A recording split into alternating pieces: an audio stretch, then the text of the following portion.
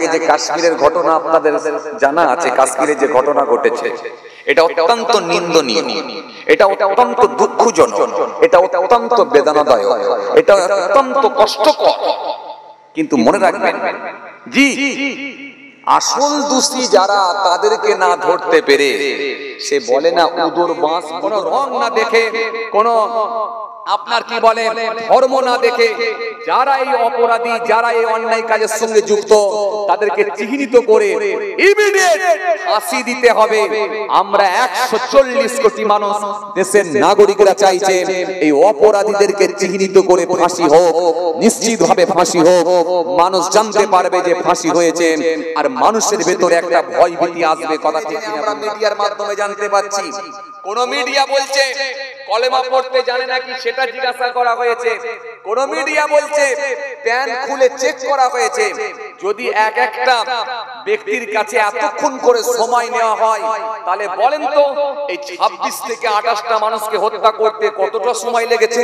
তো এতক্ষণ সময় যদি লাগে, তাহলে মুসলিমদের উপর অত্যাচার, অবিচার অনেক বেড়ে গেছে, জুলুম অনেক বেড়ে গেছে। ইতিমধ্যে আপনারা জানতে পেরেছেন সোশ্যাল মিডিয়ার মাধ্যমে, পাশাপাশি রাজ্যগুলোকে, সব বাঙালিগুলোকে তুলে নিয়ে গিয়ে অ্যারেস্ট পর্যন্ত করছে, বাংলাদেশি তকমা লাগাচ্ছে নানা রকম ভাবে। তবে আমরা হলাম ইসলাম ধর্মের মানুষ, আমাদের ধর্ম কিন্তু স্বচ্ছ ধর্ম। আমরা হলাম ইসলাম ধর্মের মানুষ, আমাদের ধর্ম কিন্তু স্বচ্ছ। ইসলাম, ISLAM, Islam, I for I, S for soul, L for love, A for world, M for mankind, I serve love all mankind। আমার উচিত সারা বিশ্বের মানুষকে ভালোবাসা। যিনি সারা বিশ্বের মানুষকে ভালোবাসতে পারলেন, তিনি প্রফেট মুহাম্মদ মুস্তাফা সাল্লাল্লাহু আলাইহি ওয়াসাল্লামের একটা আদর্শকে অনুসরণ করলেন। কোন নবী? যে নবী ঘোষণা দিয়েছিলেন আনা খাতিবুন নবী লা নবিয়্যা বা'দি, আমি হলাম জগতের শেষ নবী, আমার পরে আর কোন নবী আসবে না। সে নবী, নবীকে আল্লাহ পাঠালেন পৃথিবীর জমিনে পথ দেখানোর জন্য, রাস্তা দেখানোর জন্য। জি, আমাদের নবীকে আল্লাহ পাঠিয়েছেন। জি, নবী হলেন স্বচ্ছ, ধর্ম হলো স্বচ্ছ। কারণ কোরআন আল্লাহ নিজে বলেছেন ইন্নাদ দীনা ইনদাল্লাহিল ইসলাম, আমি আল্লাহর কাছে মনোনীত ধর্ম হলো ইসলাম ধর্ম।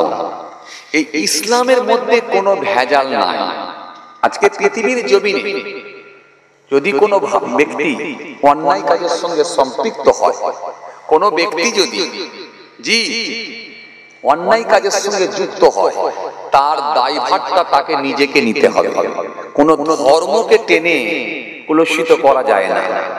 কেন ধর্ম, প্রত্যেকটা ধর্মই শিখিয়েছে মানবতার কথা, প্রত্যেকটা ধর্ম শিখিয়েছে উদারতার কথা, প্রত্যেকটা ধর্ম শিখিয়েছে শিষ্টাচারের কথা, প্রত্যেকটা ধর্ম শিখিয়েছে মানুষকে ভালোবাসার কথা। আপনি যে কোনো ধর্ম গ্রন্থ খুলে দেখুন, গীতা খুলে দেখুন, বাইবেল খুলে দেখুন, অনুরূপ ভাবে কোরআন মাজিদ খুলে আপনি দেখুন, প্রত্যেকটা ধর্মে একটাই কথা বলেছে, মানুষকে ভালোবাসার কথা। জি জি, প্রত্যেকটা ধর্মেই বলা হয়েছে মানবতার কথা।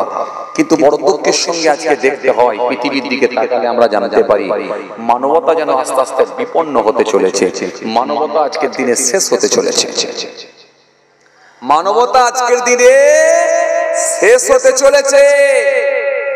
ছোট্ট ছোট্ট মাসুম মাসুম বাচ্চাগুলোকে হত্যা করা হচ্ছে, এরপরও মানুষ বলছে, একটা শ্রেণীর মানুষ বলছে ঠিক হচ্ছে। আজকে কোথায় মানবতা, কোথায় সেই উদারতা? একবার বলে জি জি, গত কয়েকদিন আগে যে কাশ্মীরের ঘটনা আপনাদের জানা আছে, কাশ্মীরে যে ঘটনা ঘটেছে, এটা অত্যন্ত নিন্দনীয়, এটা অত্যন্ত দুঃখজনক, এটা অত্যন্ত বেদনাদায়ক, এটা অত্যন্ত কষ্টকর। কিন্তু মনে রাখবেন জি, আসল দোষী যারা তাদেরকে না ধরতে পেরে, সে বলে না উদর বাঁশ বুদর ঘাড়ে, কথা কয় না। হ্যাঁ না, কিছু বলছেন না কেন?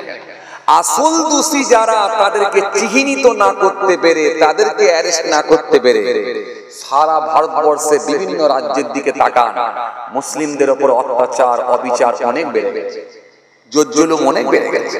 ইতিমধ্যে আপনারা জানতে পেরেছেন সোশ্যাল মিডিয়ার মাধ্যমে, পাশাপাশি রাজ্যগুলোকে, সব বাঙালিগুলোকে তুলে নিয়ে গিয়ে অ্যারেস্ট পর্যন্ত করছে, বাংলাদেশি তকমা লাগাচ্ছে, নানা রকম ভাবে চলছে। মনে রাখবেন, মনে রাখবেন, এই কাশ্মীরের জমিনে যে ঘটনা ঘটেছে এটা অত্যন্ত দুঃখজনক, এটা অত্যন্ত নিন্দনীয়, এটা অত্যন্ত কষ্টকর। আমরা আমার জনতা, হিন্দু, মুসলমান, শিখ, ইসাই সকলে আমরা এক বাক্যে একই কথা বলতে চাই, অপরাধীদেরকে চিহ্নিত করুন, দৃষ্টান্তমূলক শাস্তি দেন। কোন ধর্ম দেখবেন না, কোন রং দেখবেন না, কোন কালার দেখবেন না, যে অপরাধী তাকে শাস্তি পেতেই হবে। অপরাধীদেরকে চিহ্নিত করে দৃষ্টান্তমূলক শাস্তি দেন, প্রয়োজনে ফাঁসিতে ঝোলান। ভারতবর্ষের মানুষ 140 কোটি মানুষ দেখবে যে অপরাধীদেরকে চিহ্নিত করে ফাঁসিতে ঝুলিয়ে দেওয়া হয়েছে, মানুষ এটা দেখতে চায়। কিন্তু বড় আফসোস, বড় দুঃখ, এইরকম একটা মর্মান্তিক ঘটনা ঘটলো কি করে? এত বড় একটা ঘটনা ঘটে কি করে? যেখানে কাশ্মীরের মতো সেনসিটিভ জায়গা, যেখানে আপনার কি বলে 10 ফুট ছাড়া ছাড়া, 5 ফুট ছাড়া ছাড়া, যেখানে 15 ফুট ছাড়া ছাড়া, যেখানে সেনা দেওয়া আছে, বাহিনী দেওয়া আছে, সামরিক বাহিনী আছে, আধা সামরিক আছে, এইরকম সেনসিটিভ জায়গায়, এইরকম ডেঞ্জার জায়গায়, সেখানে এত বড় ঘটনা ঘটে কি করে? এরকম বিশাল অপারেশন হয় কি করে? আবার মিডিয়ার মাধ্যমে আমরা জানতে পাচ্ছি ধর্ম জেনে জেনে তাদেরকে আপনার কি বলে হত্যা করা হয়েছে বা তাদেরকে নিহত করা হয়েছে। ধর্ম জেনে জেনে আমরা মিডিয়ার মাধ্যমে জানতে পাচ্ছি। কোন মিডিয়া বলছে কলেমা পড়তে জানে নাকি, সেটা জিজ্ঞাসা করা হয়েছে। কোন মিডিয়া বলছে প্যান্ট খুলে চেক করা হয়েছে। যদি এক একটা ব্যক্তির কাছে এতক্ষণ করে সময় নেওয়া হয়, তাহলে বলেন তো এই 26 থেকে 28টা মানুষকে হত্যা করতে কতটা সময় লেগেছে? তো এতক্ষণ সময় যদি লাগে, তাহলে এই দেশের, আমাদের দেশের যারা সেনাবাহিনী, যারা কাশ্মীরের জমিনে আছেন, যারা সর্বসময় যারা দেশের রক্ষক বলে, যাদেরকে আপনার বর্ডারে যাদেরকে দাঁড় করিয়ে রাখা হয়েছে, যারা দেশের রক্ষক, যারা দেশকে বাঁচানোর জন্য, দেশের মানুষকে সুরক্ষিত রাখার জন্য যারা সর্বসময় মওজুদ আছে, তাহলে সেনাবাহিনী সেই সময় কোথায় ছিল? এটা ভারতবর্ষের প্রশ্ন, মানুষের প্রশ্ন। মানুষ জানতে চাইছে। এরপরে এতগুলো মানুষকে হত্যা করে আবার তারা যে যার মতো সব ফিরে চলে গেল, যে যার বাড়ির দিকে বা পাকিস্তানে ফিরে চলে গেল। এরপরেও কি সেনাবাহিনী এসে পৌঁছাতে পারলো না? কেন পারলো না? কোথায় ছিল? এই জবাবটা দিতে হবে, এই জবাবটা দিতে হবে। দেশের যারা অভিভাবক আছেন তাদের কাছে প্রশ্ন, মানুষ জানতে চাইছে, নাগরিক জানতে চাইছে, সাধারণ মানুষ জানতে চাইছে এত বড় ঘটনা ঘটলো কি করে? এই জবাবটা দিতে হবে। কেন সেই সময় সেনাবাহিনী ছিল না? এই প্রশ্নের উত্তর আপনাদেরকে দিতে হবে। নাকি না ডাল মে কুছ কালা হ্যায়, আসল কথাটা বলুন। পুলওয়ামার ঘটনা যেমন ঘটেছিল, 44 জন সেনাকে যেভাবে নিহত করা হয়েছিল, সেটা পুরো ধামাচাপা পড়ে গেল। আজও পর্যন্ত তদন্ত হলো না। দেশের 44টা সেনা মারা গেল। এর জন্য আমরা অত্যন্ত ব্যথিত, অত্যন্ত আমাদের জন্য এর জন্য অত্যন্ত আমরা দুঃখিত, এর জন্য আমরা অত্যন্ত ব্যথিত। কিন্তু এই 44 জন সেনা যে মারা গেল, আজও পর্যন্ত কেন তদন্ত হলো না? গত 19 সাল থেকে নিয়ে 25 সাল, 6 বছর হয়ে গেল, এখনো পর্যন্ত যারা অপরাধী তাদেরকে চিহ্নিত করে ফাঁসিতে কেন ঝুলাতে পারলেন না? আসলে বিষয় হচ্ছে কি জানেন, সমস্যা অনেক। এমন একটা জায়গায় পৌঁছে গেছে, চোরকে বলছে চুরি করো, আর আপনার কি বলে জি, আর চোরকে বলছে চুরি করো, আর যার বাড়িতে চুরি হবে তাকে বলছে তুমি সাবধানে থেকো।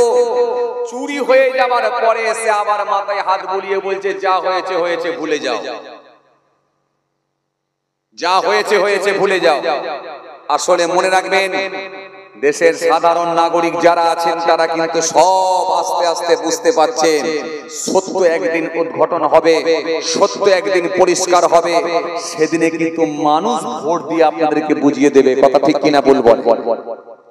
ভাইরা আমার, বন্ধুরা আমার, সাথী মহব্বতের ভাইরা, আজকে যারা মারা গেছেন তাদের প্রতি আমাদের তাদের পরিবারের প্রতি আমরা সমবেদনা জানাই। এটা অত্যন্ত দুঃখজনক ঘটনা, অত্যন্ত কষ্টকর ঘটনা। আমার দেশের নাগরিকরা মারা গেছে, আমার দেশের ভাইরা মারা গেছে, এটা কখনই মেনে নেওয়া যায় না। তাই আমরা বলি, কোনো কম না দেখে, কোনো রং না দেখে, কোনো আপনার কি বলে ধর্ম না দেখে, যারা এই অপরাধী, যারা এই অন্যায় কাজের সঙ্গে যুক্ত, তাদেরকে চিহ্নিত করে ইমিডিয়েট ফাঁসি দিতে হবে। আমরা 140 কোটি মানুষ দেশের নাগরিকরা চাইছে এই অপরাধীদেরকে চিহ্নিত করে ফাঁসি হোক, নিশ্চিতভাবে ফাঁসি হোক। মানুষ জানতে পারবে যে ফাঁসি হয়েছে, আর মানুষের ভেতরে একটা ভয় ভীতি আসবে। কথা ঠিক কিনা বলে ভাইরা আমার, বন্ধুরা আমার, সাথী মহব্বতের ভাইরা, যাই হোক, আলোচনা আমি খুব বেশি লম্বা করব না, খুব কষ্ট আপনাদেরকে দেব না। অল্প সময় সংক্ষিপ্ত কিছু বয়ান করে আপনাদের খেদমত থেকে বিদায় নেব।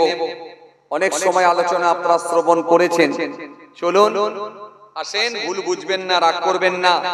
আমার ইসলাম এমন একটা ধর্ম আপনাকে শিখিয়েছে মানুষ যেন ভালো হয়ে যায়।